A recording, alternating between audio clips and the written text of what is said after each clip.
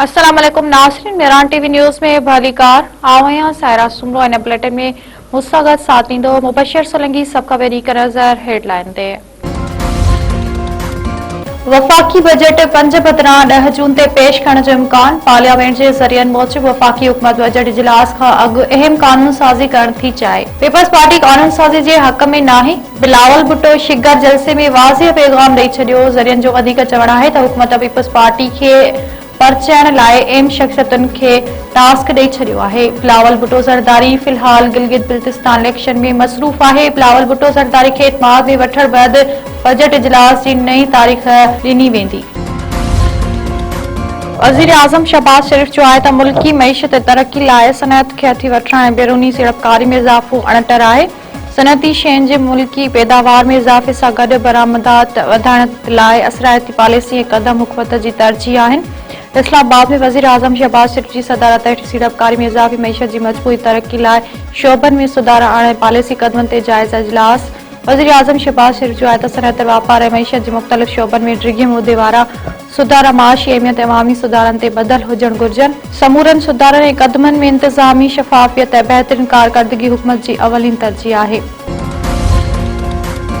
PP chairman Bilawal Bhutto Zardari चयो आहे त पाकिस्तान खे एटमी बम शहीद ज़ुल्फ़िकार अली भुट्टो ऐं वीज़ाई टेक्नोलॉजी शहीद बेनज़ीर भुट्टो ॾिनी। एटमी ताक़त अचण सबबि दुश्मन पाकिस्तान तरफ़ मेरी अख खणी नथो ॾिसी सघे।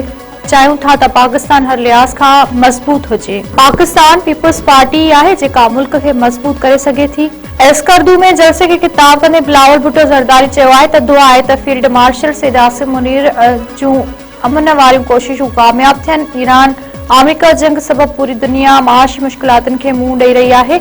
इंशाअल्लाह पाकिस्तान माशी मुश्किलातुनि मां जल्द निकिरी वेंदो।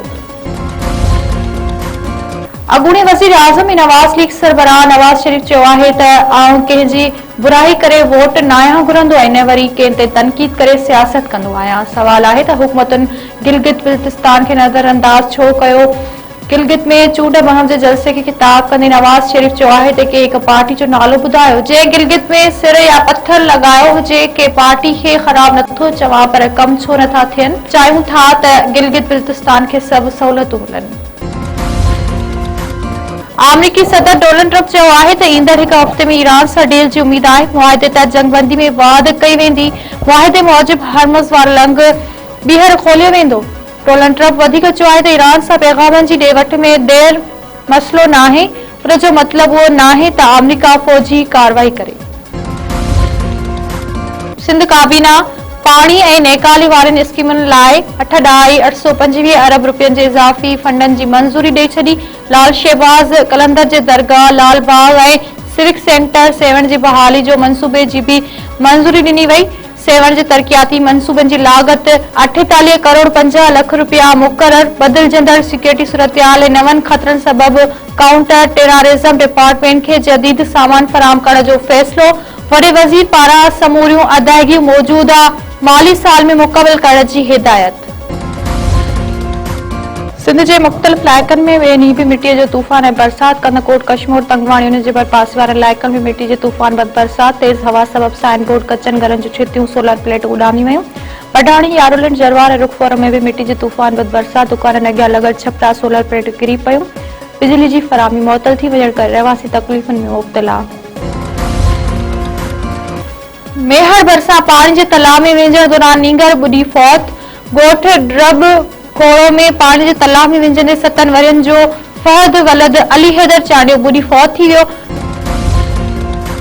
हैदराबाद में औरत जो लाश हथ जीआर थाणे जे हद जे डीसी ग्राउंड वटां औरत जो लाश मिलियो। इतलाह ते पुलिस पहुची लाश पंहिंजी तहवील में वठी सिविल अस्पताल मुंतक़िल कराए छॾियो।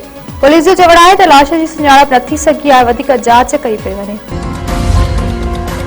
करमपुर में ओड़ी विगे मासूम ॿाड़ी फौत थी वई। केतिराई ॿाड़ा ज़िंदगी मौत जे विवादे ते बीठल ॻोठ सोहब गोलो में 3 वरियनि जी हीरा धीअ माशूक लाशारी ओड़ी सबबि ज़िंदगी जी जंग हाराए वई। ॻोठ अंदरि केतिराई मासूम ॿाड़ा ओड़ी में मुब्तला।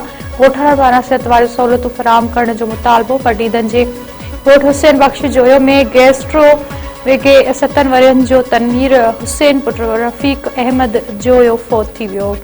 ॻोठ अंदरि 10 खां वधीक ॿाड़ा गैस्ट्रो में ज़िंदगी ऐं मौत जी कश्मकश में मुब्तला फोती नीगर जे वारसनि चयो आहे त अस्पताल में सहूलियतुनि जी खोड़ सबबि ॿारड़ो फौत थी वियो आहे। सिहत जूं सहूलियतूं फराहम करे वधीक इंसानी जानियूं ज़ाया थियण खां बचायूं वञनि।